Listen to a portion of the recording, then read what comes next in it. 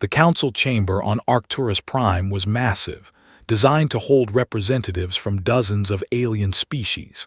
Captain stood in the center of the circular room, surrounded by beings that looked down at her from elevated platforms.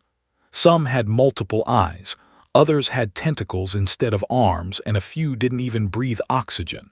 But they all shared one thing in common. They wanted humanity gone. Wore her military uniform, dark blue with silver insignia. Her black hair was tied back in a tight bun. She kept her face neutral, even though anger burned in her chest. Behind her, two human diplomats stood silent. They knew this was just a formality. The decision had already been made. High Chancellor spoke first. He was one of the oldest species in the galaxy. His skin was pale purple, and his 3 eyes gleamed with satisfaction. When he spoke, his voice echoed through translator devices embedded in the walls. Captain, the Galactic Council has reached a unanimous decision. Humanity must vacate all territories within Council space. You have 60 standard days to complete your evacuation. This includes Earth, your colonies, your stations, and any military installations. Leave everything behind. Take only what your ships can carry. Didn't flinch. She had expected this. For the past 2 years, the Council had been making life difficult for humans. Trade restrictions, navigation permits, colonies suddenly declared in violation of obscure regulations. They wanted humanity out, and they were finally being direct about it. "May I ask why?" said calmly. His third eye narrowed. "Your species has expanded too aggressively. You claim resources that other species need. Your technology develops at an alarming rate. The Council believes it is in the best interest of galactic stability if humanity relocates outside Council jurisdiction." Translation: they were afraid. Humans had gone from primitive radio signals to faster-than-light travel in less than 300 years. In galactic terms, that was nothing. Most species took thousands of years to reach the stars. Humanity did it in a fraction of that time, and it scared the older civilizations. Took a slow breath. "Very well, humanity will comply with the Council's order, but I need to make something very clear." She pulled up a holographic display from her wrist device. A star map appeared, showing dozens of locations scattered across human space. Red markers indicated military bases, yellow showed research stations, and blue represented civilian colonies. "We're leaving behind 37 research installations, 12 military outposts, and various experimental facilities. Most of these are automated. Some contain classified materials. We strongly advise that you do not enter these facilities. Do not attempt to access our technology. Do not activate any systems you find." A council member from the Dominion laughed. It sounded like metal scraping on stone. "Is that a threat, human?" His eyes locked onto the representative. "No, it's a warning. There's a difference. We built things out here that we're not proud of. Things we created because we were afraid of you, afraid of threats we might face. Some of those things are too dangerous to transport, too risky to keep active. We were planning to dismantle them properly, but you're forcing us to leave immediately." She zoomed in on one location, a station orbiting a red dwarf star far from any inhabited system. "This is Installation Theta 7. It's a weapons research facility. Do not go there. Do not power up the station. Do not open the containment cells. I'm telling you this for your own safety." High Chancellor waved a dismissive hand. "Your warnings are noted and ignored. Once you vacate Council space, all human property becomes available for salvage and study. The Council will do as it sees fit." Felt her jaw tighten, but she maintained her composure. "Then I've done my duty. I warned you. What happens next is on your heads, not ours." She turned and walked out of the chamber, her boots echoing on the polished floor. The 2 diplomats followed quickly behind her. Once they were in the corridor, away from the Council's sensors, one of them spoke. "They won't listen, will they?" Shook her head. No, they think we're bluffing. They think we're trying to protect our secrets. Are we? Partly, but the warnings are real. There are things in those facilities that should never see the light of day again.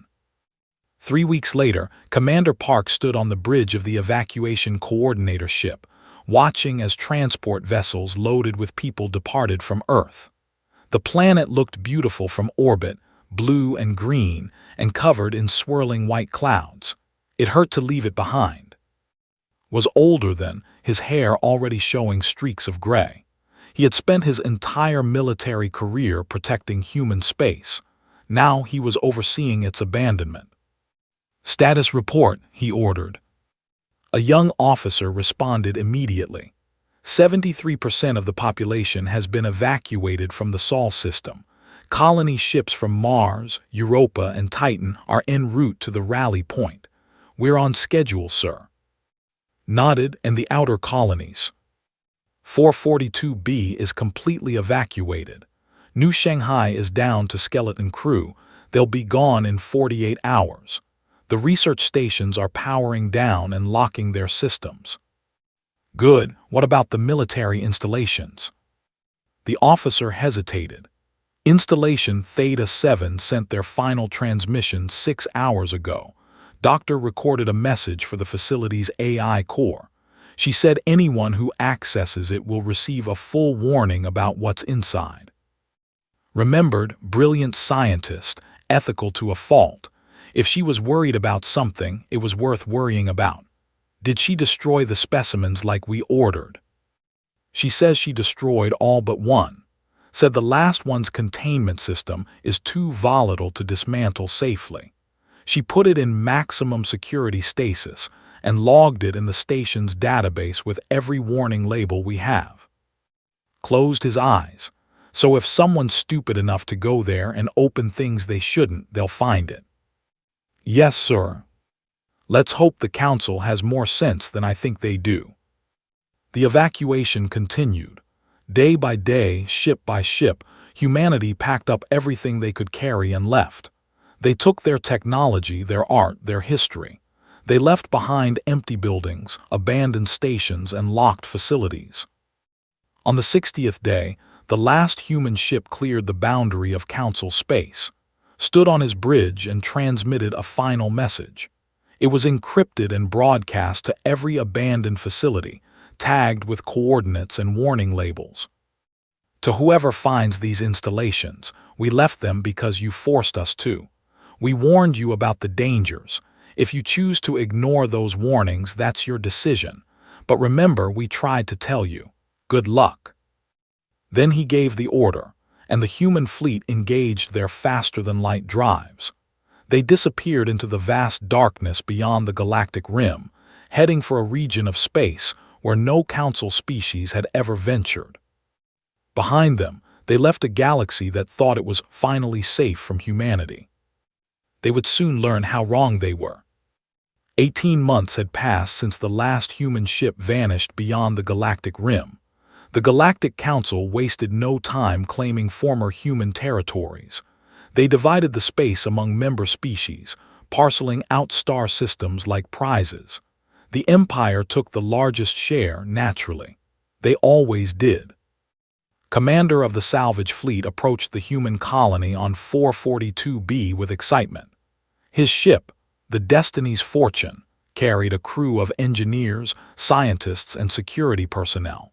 They were the first official team to explore an abandoned human settlement and intended to make the most of it. The colony appeared on there as they entered orbit. It was intact, surprisingly so. Buildings stood clean and undamaged. Power grids still functioned on backup generators. The streets were empty but showed no signs of panic or hasty departure. The humans had left in an orderly fashion, which somehow made it more eerie. Scan for any remaining life signs, ordered. His science officer, a young named, worked her console quickly. Nothing, Commander. No humans, no animals, not even bacteria in the habitation zones. They sterilized everything before they left. Found that interesting. The humans could have left diseases or biological hazards behind if they wanted revenge. Instead, they cleaned up after themselves. Either they were more civilized than the council gave them credit for, or they were confident that what they did leave behind was dangerous enough. The landing party touched down in the colony's central plaza, led them toward the largest building, a structure that had served as the colony's administration center. The doors opened automatically when they approached, running on emergency power. Inside, everything was preserved perfectly. Desks still had personal items on them. Computer screens were dark but functional. A coffee cup sat on one desk, long since dried out. It felt like walking through a museum of a dead civilization, except the civilization wasn't dead, just gone. Made her way to the central data hub, a room filled with servers and quantum processors. She interfaced her equipment with the human systems carefully. The technology was advanced, more so than equivalence. Her fingers moved across holographic controls, navigating unfamiliar menus and security protocols. "I'm accessing the main AI core," she announced. "There's a massive amount of data here. Scientific research, colony logs, personal records, and something marked as high-priority transmission." "Open," it said. The AI core activated with a soft hum. Lights flickered on across the server room. Then, in the center of the space, a hologram appeared. It showed a human woman, middle-aged with tired eyes and dark hair pulled back from her face. She wore a white lab coat over casual clothes. The hologram began speaking. The translation software took a moment to process the human language, then converted it to Galactic Standard. "My name is Doctor. I'm the last administrator of the 442B colony. If you're seeing this message, it means you've ignored our warnings and entered our facilities anyway. I'm not surprised. The council never took us seriously." Felt a flash of irritation at her tone, but he kept watching. Continued, "I want to be very clear about something. We didn't leave these colonies because we wanted to. We left because you forced us out, and we didn't have time to properly dismantle or destroy some of the things we built. Some of our research was classified for good reason. Some of our experiments were too dangerous to continue, but also too dangerous to transport." She paused, looking directly at the camera with an intensity that made even uncomfortable. "You're about to find a lot of human technology. Ships, weapons, AI systems, genetic research, quantum devices. You'll think you've hit the jackpot. You'll distribute these discoveries among your species. You'll reverse engineer our designs and feel very clever about it." Another pause. "But some things shouldn't be touched. We left warning beacons. We left encrypted messages. We tagged dangerous facilities with every hazard symbol we could think of. If you see those warnings, please listen. We made mistakes. We built things we shouldn't have. We're trying to prevent you from making the same mistakes." The hologram flickered slightly. "I know you won't listen. The council thinks it knows better, so this message is really just for my own conscience. I tried to warn you. What happens next isn't humanity's fault. It's yours." The hologram disappeared. The room fell silent. One of security officers laughed. "Humans and their drama. They're trying to scare us away from their precious technology." Wasn't so sure. Something about Doctor's expression bothered him. She didn't look angry or vindictive. She looked genuinely worried. But his orders were clear. Survey the colony, catalog the technology, and report everything back to the Empire. Over the next 6 months, teams spread across former human space. They found colony after colony, station after station. Each one contained treasures of technology. Human fusion drives that were 30% more efficient than anything the Council had. Quantum communication systems that could transmit data across light years instantly. Medical equipment that could cure diseases in hours instead of weeks. The Galactic Council was thrilled. They declared the human evacuation a blessing in disguise. All that advanced technology just sitting there waiting to be claimed. Species that had been stuck at the same technological level for centuries suddenly had access to innovations that would take them decades to develop on their own. The Empire incorporated human AI systems into their ships. They adopted human medical technology and started curing previously incurable diseases. The reverse-engineered human terraforming equipment. Everyone was happy. Everyone ignored the warnings. Spent months studying human research data. She became something of an expert on human scientific methods. Their approach was different from thinking, more aggressive and experimental. They took risks that more conservative species avoided. Sometimes those risks paid off spectacularly. Sometimes they didn't. She found references to failed experiments, abandoned projects, and research deemed too dangerous to continue. Most of these facilities had been destroyed before the humans left, but not all of them. Some were simply locked down and marked with warnings. One facility kept appearing in classified documents. Installation Theta 7. Every reference was heavily redacted but pieced together fragments. Weapons research, biological experiments, nanotechnology, and something called Project Reaper, which had been terminated 3 years before the evacuation. She reported her findings to who passed them up the chain of command. The Empire noted the information but took no action. They were too busy profiting from human technology to worry about vague warnings. Then the Dominion announced a major discovery. They had found Installation Theta 7. They were a militant species, aggressive and territorial. They specialized in weapons development and military strategy. When they learned about a human weapons research facility, they immediately dispatched their best team to investigate. Felt a chill when she heard the news. She pulled up every reference to Theta 7 she could find. The warnings were consistent across all documents. Do not enter. Do not activate. Do not open containment. She tried to contact the expedition, but they had already gone dark. Standard procedure for military operations, they said. They would report their findings when they were ready. Noticed her concern. What's wrong? The humans warned us specifically about that installation. Doctor mentioned it by name. Every document I've found treats it like a contamination zone. They can handle themselves, said dismissively. They're not stupid. Hoped he was right, but she remembered Doctor's face in that hologram. The tired eyes, the genuine worry. That wasn't the expression of someone bluffing. 3 weeks passed. The Dominion maintained communication silence. Then suddenly they sent out a distress signal. It lasted exactly 7 seconds before cutting off. The message was garbled, but equipment managed to extract a few words through the static and interference. Containment breach, spreading, can't stop. Oh gods, the humans were right. Then nothing, just silence. The Galactic Council tried to contact the expedition. No response. They sent probe ships. The probes never reported back. They dispatched a rescue fleet. The rescue fleet found Installation Theta 7 still orbiting its red dwarf star. They found the ships drifting in space, hulls breached, no life signs aboard. And they found something else. Something that was spreading. Something that consumed metal and flesh with equal efficiency. Something that learned and adapted with every organism it encountered. The humans had called it a Reaper. Now the galaxy would learn why.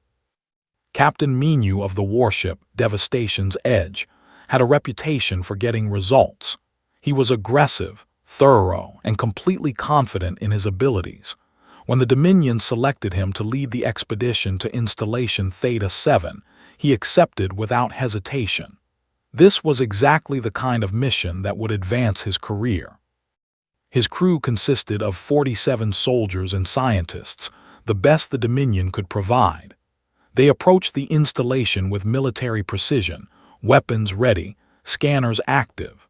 The station hung in space like a dead thing, dark except for a few emergency lights that still blinked after all this time. Warning beacons surrounded the facility, broadcasting automated messages in multiple languages. Minyu listened to one as they approached.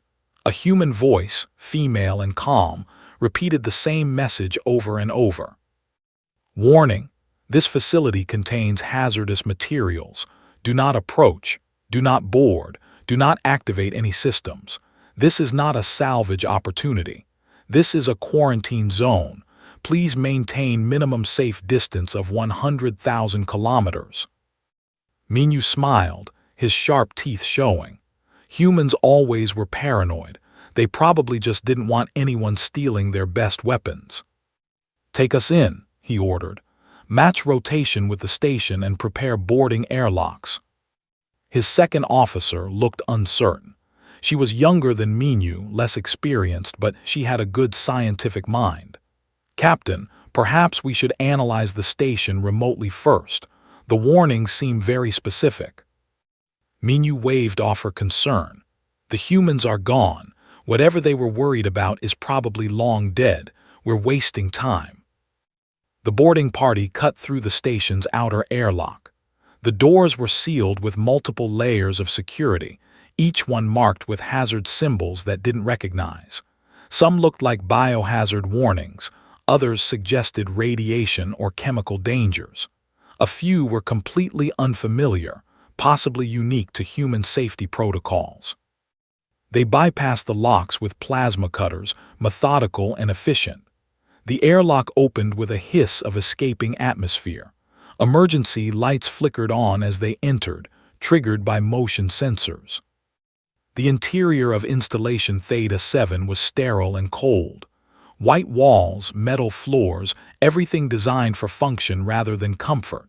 Signs in human script pointed to different sections: laboratory, containment, storage, power core, emergency evacuation. Minyu led them deeper into the facility. They passed through empty labs filled with equipment they didn't understand. Computer terminals were locked but worked to access them. She was good with foreign technology, better than most. In one lab, they found research notes, translated them using a linguistic database they had recovered from a human colony. The notes talked about something called adaptive constructs, weapons designed to fight an enemy that didn't exist yet. The humans had been preparing for a theoretical alien invasion of Earth. They built these things to kill us, one soldier said, looking at diagrams of strange, shifting creatures. They built them to kill anything non-human, corrected. Look at the design parameters. These constructs can analyze DNA, adapt to different environments, and modify themselves to overcome defenses. They're engineered to be the perfect predator. Minyu studied the diagrams with interest. Where are they? This could be exactly what the Dominion needs. Kept reading. Her expression grew more concerned with each paragraph. Captain, this project was terminated. The humans decided these things were too dangerous. They tried to destroy all specimens. Tried. She pulled up another file. There's a note here from someone named Doctor. She says most specimens were successfully eliminated, but one couldn't be destroyed safely. She placed it in maximum security stasis in Containment Cell 47. Minyu's eyes gleamed. Then that's where we're going.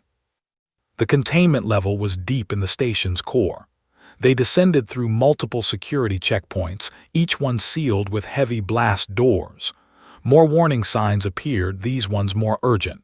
Danger, extreme hazard, authorized personnel only. Do not proceed. Stopped at one door that had a message written in multiple languages. She read it aloud. Whatever you came here looking for, it's not worth it. Turn back now. This is your last chance. Minyu pushed past her and forced the door open. Containment Cell 47 was a spherical chamber, 30 meters in diameter. The walls were lined with some kind of energy field, still active and humming with power. In the center of the sphere, suspended in a column of blue light, was something that looked organic and mechanical at the same time. It was about the size of a human, roughly humanoid in shape but wrong in every detail. Its surface seemed to shift and flow, like liquid metal covered in skin. Tendrils extended from its core, frozen mid-movement by the stasis field. What might have been a head had no face, just sensors and processing nodes arranged in patterns that hurt to look at. Scanner showed readings she didn't understand. The thing was dormant but not dead.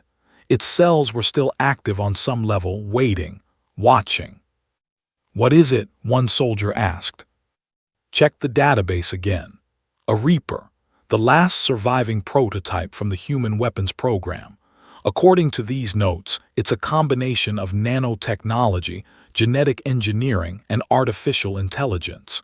It's designed to consume any available matter and replicate itself. The programming makes it ignore human DNA while attacking everything else."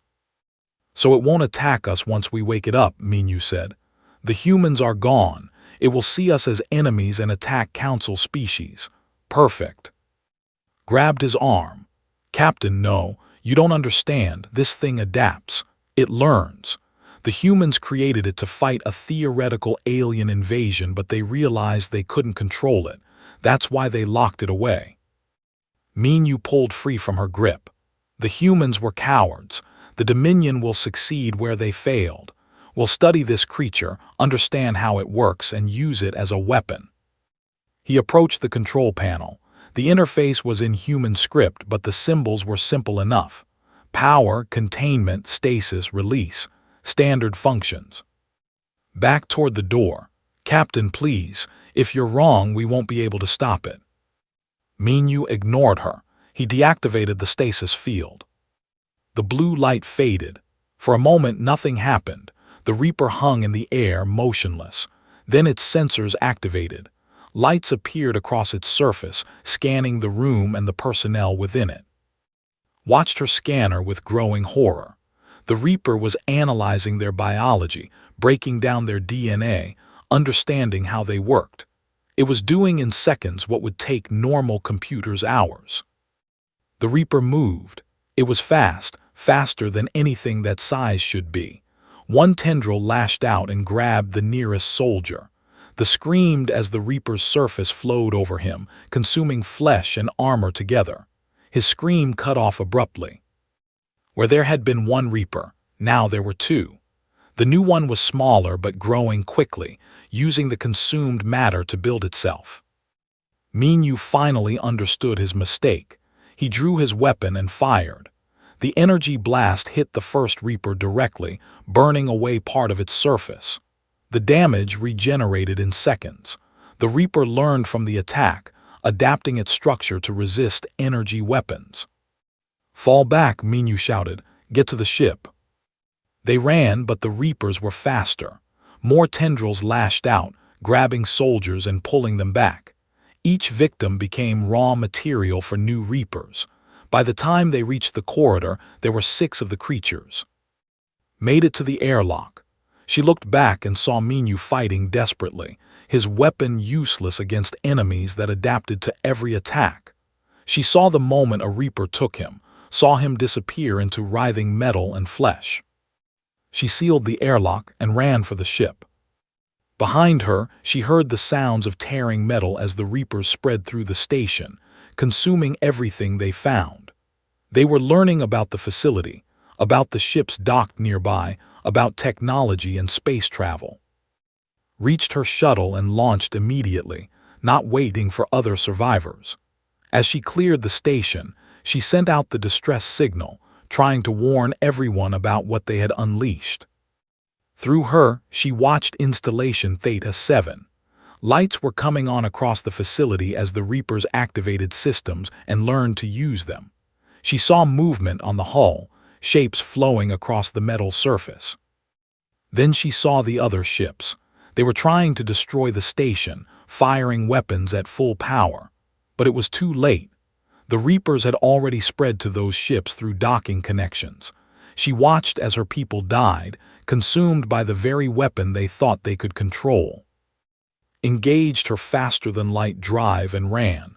She had to warn the Dominion, had to tell them what happened, had to make them understand that the humans had been right. Behind her, 17 Reapers began converting the remains of the fleet into raw material. They learned about faster-than-light travel. They learned about navigation. They learned about the wider galaxy. And they began to spread. The Galactic Council chamber was in chaos. Representatives from dozens of species shouted at each other, their voices overlapping through the translation systems. High Chancellor tried to maintain order, but even his authority couldn't calm the panic that had gripped the galaxy. Ambassador of the species stood quietly in her designated section, watching the disorder with deep concern. They were a peaceful people, focused on art and philosophy rather than war. They had never expected to face something like this. On the main display screen, star maps showed the spread of the Reaper plague. Red markers indicated infected systems, yellow showed systems under threat, and green marked safe zones. 3 months ago, there had been one red marker at installation Theta 7. Now there were 47, and the number grew daily. The Dominion's representative slammed his fist on his console. "We demand the Council provide military support. Our colonies are being consumed. Our fleets are powerless against these abominations." A senator responded coldly. The Dominion created this problem by ignoring human warnings. Why should other species sacrifice their ships to fix your mistake? "This isn't just our problem anymore," they shouted back. "The Reapers have spread to space, colonies, and outposts. They don't care about borders or politics. They consume everything." He was right. The Reapers had evolved beyond their original programming. They had learned to adapt to different environments, different technologies, different forms of resistance. Every attempt to stop them only taught them how to become stronger. Accessed her personal console and reviewed the latest reports. A medical station had been attacked 3 days ago. The Reapers consumed the entire facility in 6 hours, including the 1,000 patients being treated there. From that biomass, they created hundreds of new Reapers that immediately spread to nearby systems. The worst part was how intelligent they had become. The Reapers weren't mindless monsters. They planned, strategized, and coordinated their attacks. They targeted key infrastructure, communication hubs, and military installations. They were fighting a war, and they were winning. High Chancellor finally restored some order to the chamber. His 3 eyes looked tired, older than they had before. "We need solutions, not arguments. Our scientists have been studying the Reapers for weeks. What have they learned?" A researcher stood, her holographic presentation appearing on the main screen. "The Reapers are unlike anything we've encountered. They're a hybrid of nanotechnology and organic matter, controlled by a distributed artificial intelligence. Each individual Reaper is relatively simple, but they share information through quantum communication. The entire swarm learns from every encounter." "Can they be destroyed?" someone asked. "Individual Reapers can be killed, yes, but they adapt so quickly that the same method rarely works twice. We've tried energy weapons, kinetic bombardment, biological agents, and nuclear weapons. The Reapers either resist these attacks or evolve past them within hours." Another senator spoke up. "What about their programming? They were designed to ignore human DNA. Can we exploit that?" The researcher shook her head. "We've tried introducing synthetic human genetic markers into our own biology. The Reapers see through the deception. They've evolved beyond their original parameters. They now attack any intelligent life except their creators, and their creators are gone." Felt a chill. The humans had created the perfect weapon, one that would spare humanity while destroying their enemies. Then they realized what they had made and locked it away. The Council had freed it. The representative stood again. "There's another problem. The Dominion isn't the only one who found dangerous human facilities. The collective activated a human AI system 3 weeks ago. It's now in control of 17 planets and considers all organic life a threat to efficiency. They discovered a terraforming weapon that's converting habitable worlds into hostile environments." More chaos erupted. Species that had been celebrating their access to human technology now faced the consequences of their greed. Raised his hands for silence. Enough, we need a new strategy. If we cannot destroy the Reapers, perhaps we can contain them. Evacuate systems in their path, establish quarantine zones, sacrifice territory to buy time. Buy time for what? Asked quietly. The chamber fell silent, everyone turning to look at her. She rarely spoke, so when she did, people listened. For what, Ambassador? Repeated. Stood, her small frame straightening with determination. Buy time to find humanity and ask for their help. The chamber exploded with objections. Pride, anger, and fear filled the air. The idea of crawling back to the humans, begging for assistance, was humiliating for species that had forced them to leave. But pressed on. I've been reviewing the human warning messages. I found detailed documentation from Dr. the scientist who worked on the Reaper project. She explained their weaknesses, their design flaws, and theoretical countermeasures. But all her solutions require technology the humans took with them or destroyed. She pulled up a holographic document, showing pages of technical specifications and scientific formulas. This is a blueprint for a quantum disruption field that interferes with the Reaper's communication network. This is a genetic modification that would make us genuinely invisible to their sensors. This is an AI countermeasure program that could infiltrate and shut down their distributed intelligence. We can build these ourselves, a senator argued. No, we can't, said firmly. I've had our best scientists analyze these designs. The technology is at least a century ahead of our capabilities. The humans didn't just leave us their old equipment. They took their best innovations with them. She looked directly at. The Council made a terrible mistake. We forced humanity to leave. We ignored their warnings. We activated their abandoned weapons because we were greedy for their technology. Now billions are dying because of our arrogance. The least we can do is admit we were wrong and ask for help. The silence that followed was heavy. No one wanted to admit defeat. No one wanted to beg the humans for mercy. But the alternative was extinction. Finally spoke. Very well, we'll send expeditions beyond the galactic rim to search for humanity. But it could take months to find them, months to negotiate, and months to return. We need to buy that time. Over the next week, the Council implemented a desperate strategy. Entire star systems were evacuated, their populations relocated to safer regions. Military fleets established defensive perimeters around quarantine zones, sacrificing themselves to slow the Reaper advance. Planets were scorched from orbit to deny the Reaper's biomass and resources. The casualties were horrific. Billions died. Entire civilizations were consumed. The Dominion lost half its territory. The collective collapsed into civil war as refugees overwhelmed their remaining systems. The carefully maintained peace of the Galactic Council crumbled under the pressure. Worked tirelessly, coordinating relief efforts and maintaining communication between fractured council members. She also supervised the construction of long-range exploration vessels designed to search beyond the galactic rim. In her private quarters late one night, she accessed a recovered human database and found more video logs from Dr.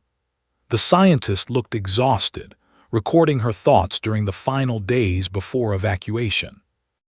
I tried to warn them, said to the camera.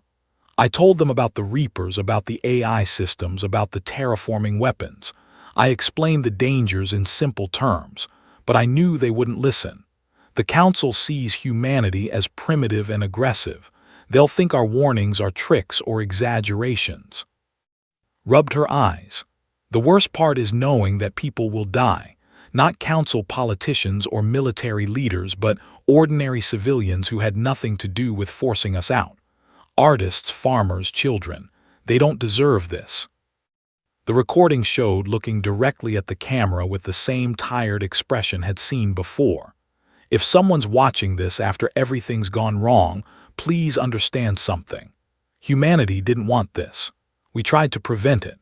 We're not monsters. We're just a species that learned to build things we couldn't fully control, and we're trying to do the responsible thing by locking those mistakes away.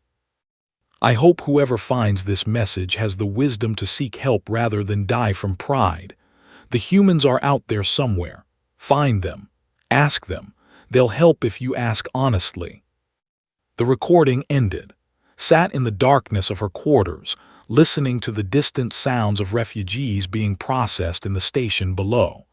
Doctor had been right about everything. 3 weeks later, the first exploration vessel departed for human space. It carried its personal message, simple and direct. "We were wrong, we need help, please." Now all they could do was wait and hope humanity would answer. The Council's probe ship traveled for 4 months before it detected the first human signals. They came from a distant arm of the Andromeda Galaxy, far beyond any territory the Council had ever explored. The signals were strong, organized, and clearly from an advanced civilization that was thriving. The probe transmitted its findings back to Council space, then continued forward to make contact. What it found exceeded every expectation. Humanity had built a new civilization that made their old territories look primitive by comparison. Massive orbital cities surrounded dozens of star systems. Ships moved between planets using technology the probe's sensors could barely understand. Energy signatures suggested power generation methods that shouldn't be possible according to known physics. In just 3 years, humanity hadn't just survived, they had flourished. The probe delivered its message to the nearest human station. Within hours, it received a response directing it to meet with the human government's representative. The meeting would take place on humanity's new capital world, a planet they had named New Earth.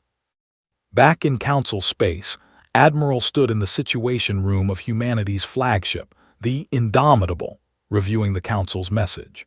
She had been promoted twice since the evacuation, now commanding humanity's entire defense fleet. Her hair had more gray in it, and her face showed the stress of building a new civilization from scratch, but her eyes were still sharp. The Council's message was humble, almost pathetic. They explained the Reaper outbreak, the other disasters triggered by accessing human facilities, and the billions who had died. They admitted they were wrong to force humanity out. They begged for help. Commander Park, now her second-in-command, stood beside her. "What do you think?" Was quiet for a long moment. "They're desperate. The Reapers must have spread further than they're admitting if they're willing to ask us for help." "We warned them," said. There was no satisfaction in his voice, only sadness. "We did. Doesn't make me feel any better about what's happening to innocent people over there." The human government debated for 3 days. The discussion was heated. Some argued that the Council deserved whatever happened to them. They had forced humanity out, stolen human territory, and ignored every warning. Why should humanity risk anything to save them?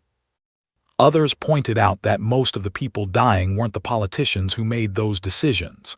They were ordinary civilians, children, families who had nothing to do with the Council's choices. The final vote was close, but humanity decided to help. Not out of obligation or forgiveness, but because abandoning billions to die wasn't who they wanted to be. Was given command of the relief mission. She selected her fleet carefully, bringing their best ships, scientists, and soldiers. They also brought the countermeasures that Doctor and others had developed before the Reaper project was terminated. The journey back to Council space took 2 weeks using humanity's improved faster-than-light drives. As they approached the galactic rim, sensors detected the devastation. Entire systems were dark, their stars surrounded by debris instead of planets. The Reapers had consumed everything. They made contact with the Council at a designated safe zone. Ambassador met them personally and noticed how much they had changed. Looked exhausted, her skin had lost its natural color, and her movements were slow with fatigue. "Thank you for coming," said simply. No excuses, no political speeches, just genuine gratitude. Nodded, show me the situation.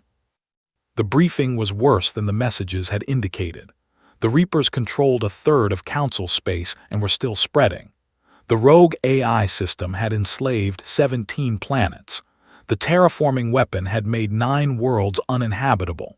Refugee populations were overwhelming safe zones, leading to starvation and disease.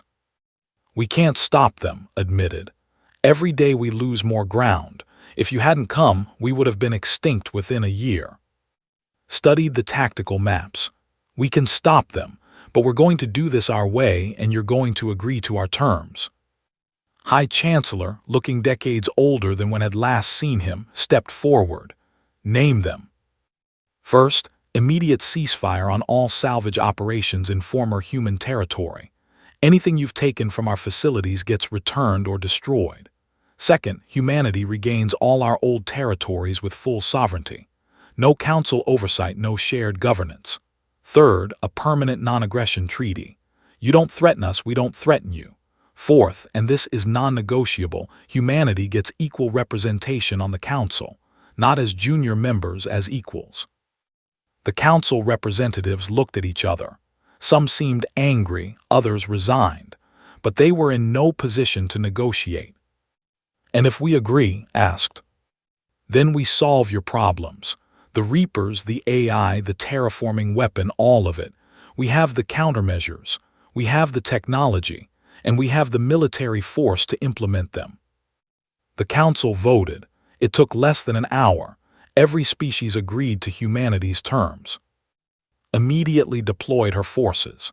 Human ships moved into infected zones with confidence born from preparation. They knew exactly what they were fighting because humanity had created it. The quantum disruption fields worked perfectly, severing the Reapers' communication network and reducing them to simple, easily destroyed drones. The genetic modification made Council species invisible to Reaper sensors. The AI countermeasure program infiltrated and shut down the distributed intelligence that controlled the swarm. Commander led the operation against the rogue AI. Human cyber warfare specialists, who had been developing countermeasures for decades, broke through the AI's defenses in days. They uploaded a shutdown protocol that Doctor had designed specifically for this scenario. For the terraforming weapon, humanity deployed containment vessels that neutralized the effect and began reviewing the environmental damage. It would take years, but those planets would be habitable again. Specialist, one of the few survivors from the original Theta 7 expedition, worked alongside human scientists. She watched them work with a mixture of admiration and shame. Everything looked easy when you knew what you were doing, when you had prepared for these exact scenarios. You knew this would happen, she said to one human engineer. The engineer nodded.